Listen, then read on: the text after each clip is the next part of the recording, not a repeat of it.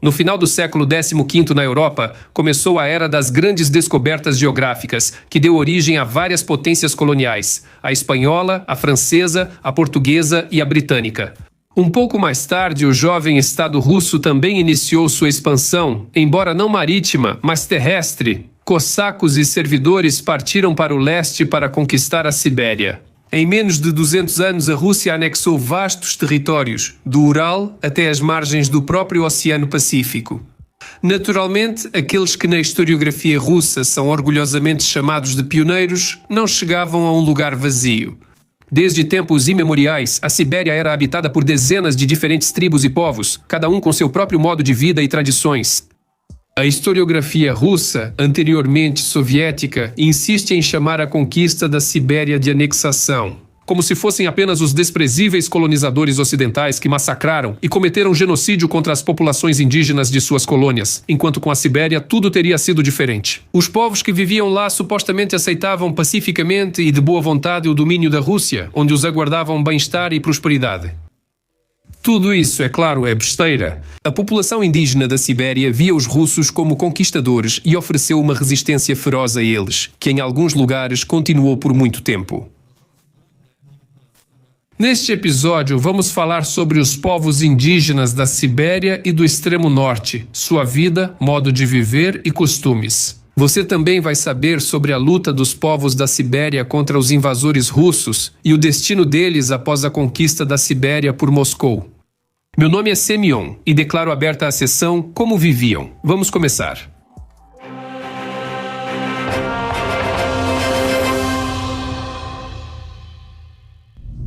A Sibéria desde os tempos mais antigos até a conquista russa.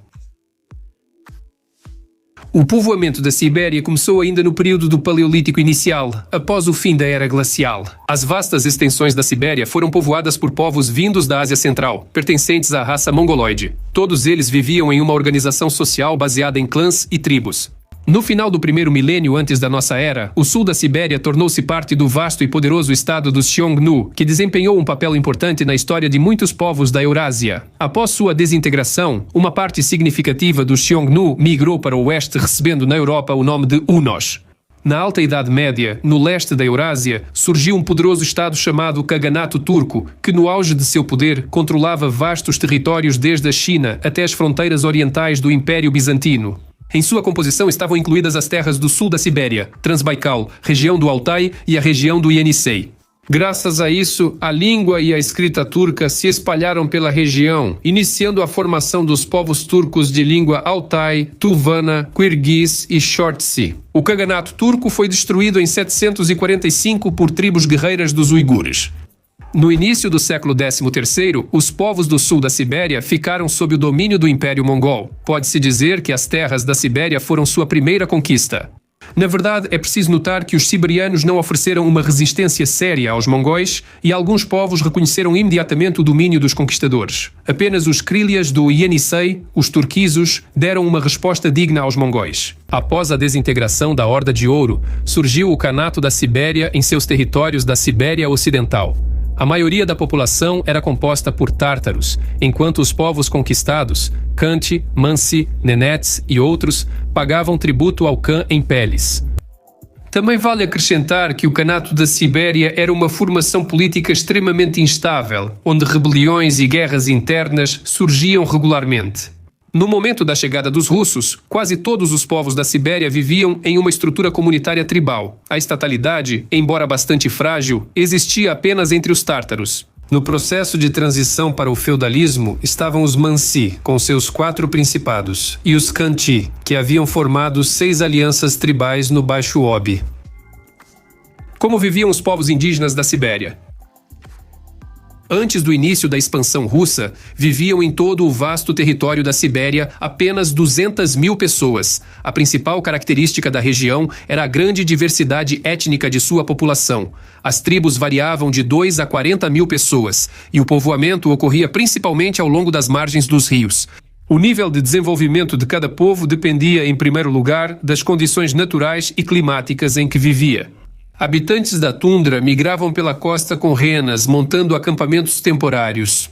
Os povos que viviam na zona das estepes no verão levavam o gado por vastas pastagens e no inverno retornavam às aldeias com moradias resistentes. Já os habitantes das regiões da taiga levavam principalmente uma vida sedentária, eram caçadores e pescadores, e entre os povos da Sibéria a poligamia era amplamente difundida. Essa foi uma das principais razões da relutância deles em adotar o cristianismo ortodoxo. Eles também tinham uma instituição de escravidão, geralmente os escravos eram prisioneiros de guerra. De modo geral, os conflitos militares entre diferentes tribos e povos eram algo comum. No extremo norte, na região costeira da península de Yamal, viviam os Nentses, que os russos chamavam de samoiedos. Eles se dedicavam à caça, pesca e captura de grandes animais marinhos, como morsas e focas. Os Xantis e Mansis viviam nas florestas de Priobi, dedicando-se à caça e à pesca. Essas tribos encontraram os russos ainda antes da expedição de Yermak, por volta do século XV, ao sul de Priobi, viviam os Selkupes e Ketis. Os tártaros siberianos viviam nos territórios das atuais regiões de Tyumen, Omsk, Novosibirsk e Kemerovo. Em comparação com outros povos da Sibéria, eles tinham um nível bastante alto de desenvolvimento social e econômico. Nas atividades econômicas predominavam a caça e a pesca. O peixe era consumido cru, seco e cozido. Do couro dos esturjões faziam roupas e calçados. Atravessavam os rios em canoas escavadas. Caçavam com arcos e flechas com pontas de osso e ferro. Fabricavam joias de prata, cobre e ferro. No inverno, os tártaros moravam em semi-cabanas subterrâneas aquecidas a lenha. No verão, em cabanas de galhos. De Anisei até o Mar de Cod e da tundra do norte até o Amur. Viviam os tunguzes, ancestrais dos modernos vencos. Eles construíam habitações em forma de cone, cobertas por cima com casca de larício. Os tunguzes levavam uma vida nômade e desprezavam o acúmulo de bens. Os viajantes destacavam qualidades dos tunguzes como observação, honestidade, resistência, coragem e força. Os tunguzes não travavam guerras de conquista, mas frequentemente ocorriam confrontos militares por vingança de sangue. Era proibido aos guerreiros matar mulheres, crianças e idosos. Além disso, os vencedores cuidavam das mulheres e crianças dos rivais mortos e, ao partir, deixavam marcas nas árvores para que os vingadores pudessem encontrá-las. Os tunguzes praticavam casamentos de troca em pares, enquanto os tuvinos viviam nas regiões do Alto Yenisei e da Transbaikal ainda antes da invasão mongol. Eles estavam em um alto nível de desenvolvimento. Fundiam ferro, plantavam trigo, ervilha, painço. Os artesãos sabiam fabricar tecidos de seda e trabalhavam com cerâmica e ferraria. Nos séculos XIII e XIV, o budismo penetrou em Tuva, tornando-se gradualmente a religião principal. Nas cidades havia templos budistas, capelas e pagodes, onde viviam monges budistas. Na Transbaicália viviam os buriatos. No momento da chegada dos russos, os buriatos eram o povo mais numeroso e forte, tanto econômica quanto militarmente na Sibéria Oriental. Em 1625, os atamãs cossacos Firsov e Tiumenets relataram que entre os buriatos havia mais de 20 mil guerreiros a cavalo. A base da economia dos buriatos era a criação de gado. Na região do Baikal era seminômade e na Transbaicália era nômade. Eles criavam gado grande e pequeno, cavalos, camelos. Os buriatos viviam em iurtas de feltro, caçavam zibelinas, castores, esquilos, raposas. A arte da ferraria entre os buriatos era considerada honrada e um dom divino. Os buriatos negociavam ativamente com os evenques, tuvanos, povos da Ásia Central e da Mongólia. Eles não tinham escrita própria. Os russos descreviam os buriatos assim: não são especialmente fortes, mas muito corajosos. Distinguem-se pelo ardor, resistência, são muito ativos, amam a verdade, mantêm a amizade e o amor ao próximo, são corteses no comportamento. Os iacutos de língua turcomena viviam no Oleni e no Veliui. Segundo a lenda, eles fugiram para lá da região do Baikal, o que é confirmado por pesquisas de estudiosos modernos. No norte, os iacutos se adaptaram à criação de gado e cavalos, preservaram sua língua e cultura e sabiam extrair ferro do minério. Além disso, o ferreiro era considerado uma profissão especialmente respeitada, quase no mesmo nível do xamã. Nas tradições dos iacutos havia o patriarcado, a poligamia, o kalim, a rivalidade entre guerreiros e heróis. Eles possuíam uma rica tradição oral popular, com contos, poemas épicos de heróis, lendas, canções, provérbios e adivinhas. Os Yukaghirs viviam nos rios Yana e Indigirka. Eram considerados os melhores criadores de cães da Sibéria. Na época da chegada dos russos, entre os Yukaghirs ainda persistiam vestígios do matriarcado. Após o casamento, o marido ia morar na casa da esposa e trabalhava para o clã dela. As mulheres tinham grande autonomia e as moças desfrutavam de liberdade. Os Chukis viviam nas regiões inferiores do rio Kolyma e em Chukotka, vivendo principalmente da caça de mamíferos marinhos como morsas, focas e até mesmo getos. Eram conhecidos pela belicosidade e ferocidade. Os russos notavam que os Chukis superavam vizinhos em coragem, mas também se destacavam pela crueldade de seus costumes, diferenciando-se dos demais. Escreviam que os Chukis não apenas exterminavam seus filhos que nasciam com deficiências, mas também matavam sem piedade os idosos que, devido à velhice, deixavam de ser úteis para a família.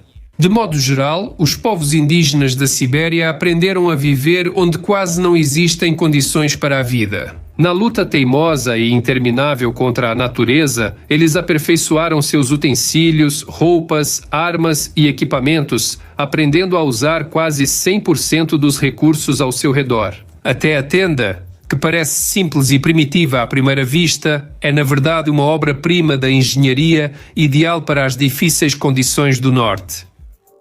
Os siberianos viviam em harmonia com a natureza severa ao seu redor. Eles eram caçadores incomparáveis, conheciam os hábitos dos animais, sabiam rastreá-los na taiga, eram excelentes atiradores e faziam armadilhas de caça engenhosas.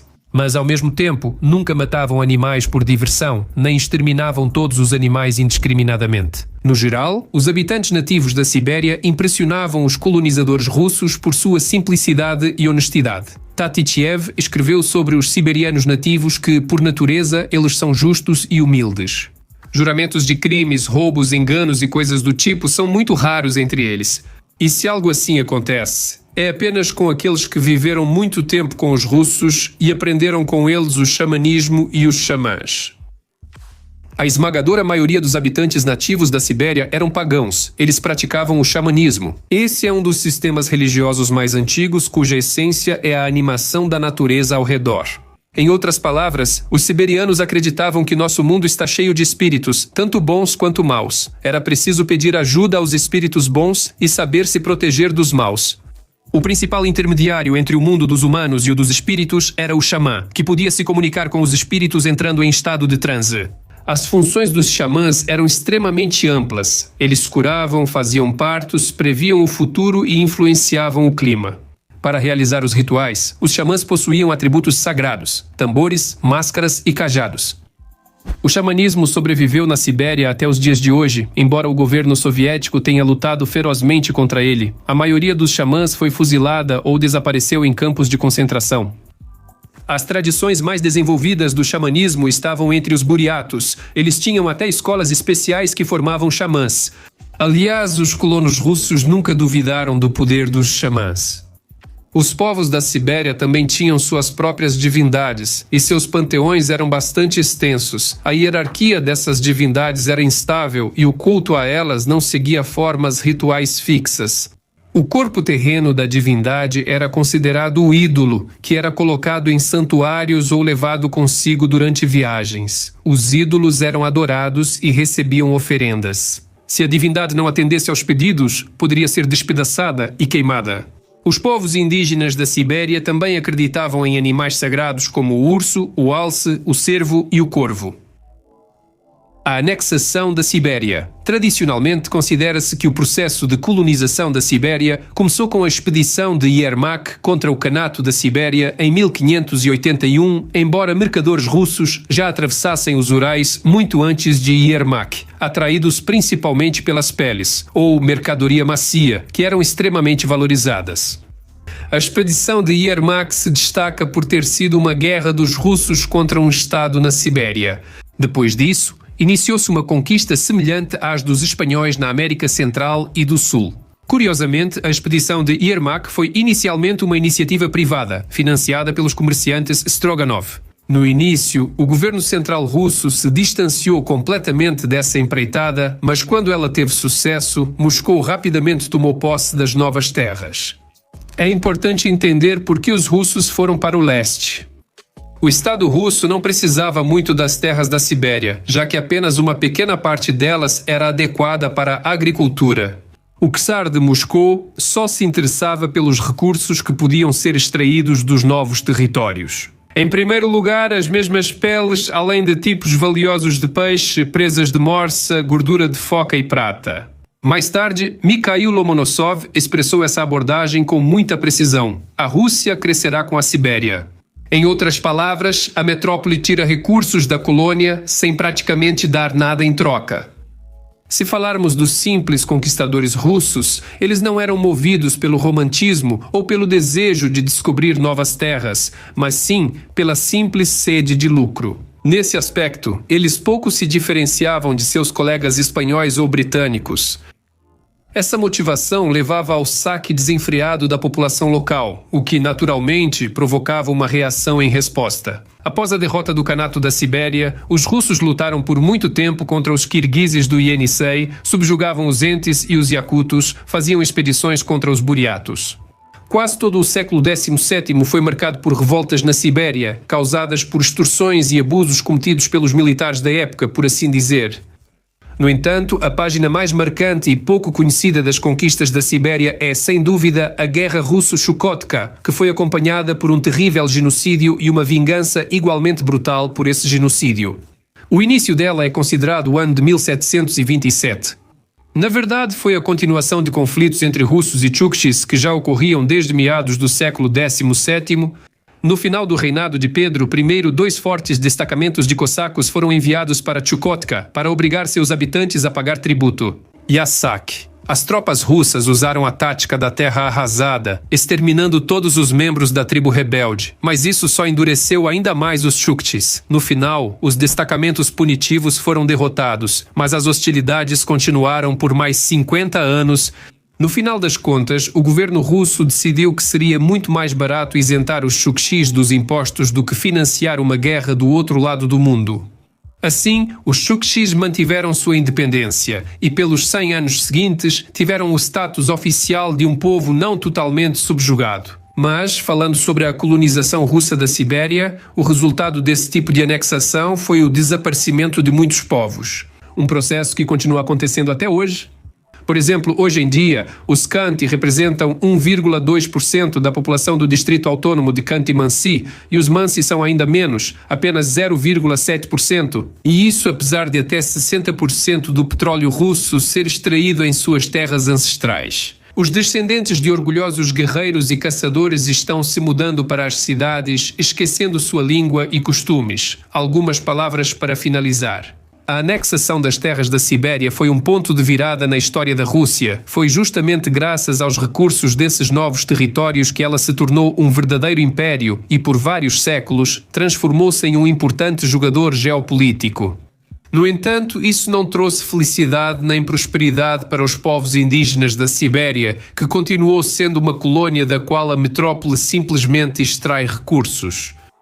Ela continua sendo assim até hoje, o que prejudica não apenas os siberianos nativos, mas também os russos da nação titular, os descendentes daqueles lendários pioneiros sobre os quais as fontes oficiais gostam tanto de contar histórias.